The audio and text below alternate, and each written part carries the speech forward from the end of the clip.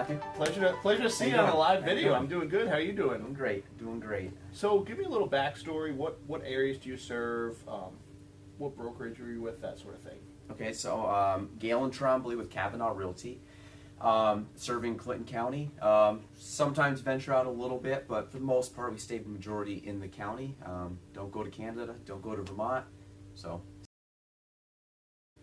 when you were first in real estate, was Zillow and the internet, was that making as big of waves? And if so, or if not, how has it sort of changed over the years, sort of the digitalization of real estate? Yeah, it's like the old days that I hear about where people actually waited for faxes to put in a book and you had to have a book of listings.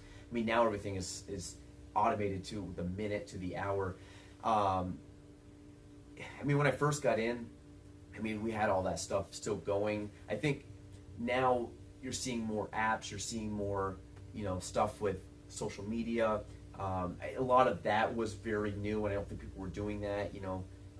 There's things that have gotten more popular from a marketing standpoint or from a business standpoint, or like you said, apps and things that are more common today than they were back then. But that's probably the biggest one. I don't think there's I think most of it was pretty similar. It wasn't too long ago, so yeah. If you ask someone that's been in the business for 30 years, I mean, I've talked to my dad, and my dad said literally you'd get a fax, you'd go and they'd have a flip book of the MLS in the office, and that was it. And then you'd go around, you would tour homes because you didn't have all the photos online to look at homes. And I mean, nowadays everything's online. I mean, you have 24-hour open houses. I mean, they're out there. I mean, just go on any real estate site and click through the photos, and you're going to see the houses. I mean, back then, you probably had a picture of the front that was on the MLS sheet, and you go look at the house and see, is this something my client...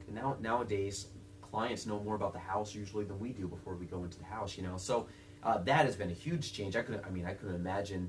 I mean, now we have electronic contracts. I literally could right now type up a contract, send it to somebody within minutes, and they can sign it back from anywhere in the world, and we're good to go and make an offer. And it's, good for people that are working at night or have off weird shifts, but back in the day when you're, where are you? I got to meet with you. Have to have you sign it. And now, I mean, today's market with multiple offers, to sit there and someone's like, well, I work nights, I'm not available for another 2-3 days to meet with you to sign. I mean, that wouldn't fly. So I mean, I don't know. Again, I don't know how they did it. Yeah, we're the same way. I mean, I guess we've had email for a while, but even we have online. Do a whole application online. We have people who will just Facebook message us and send them a message, apply online, give them a the email over all their docs. I love that because it's less faxing and scanning and all that fun stuff for me. 100%. And it's easier for everyone involved because I mean, I work 9 to 5 in the office. Probably 8 out of 10, 9 out of 10 people work the same business hours. So evenings. Yeah. So evenings, just sort weekends. of giving people that option to do the dot loop, to send their docs online. I think it makes it easier for everyone involved. It's one of the best investments you've ever made. I got my first duplex when I was 23.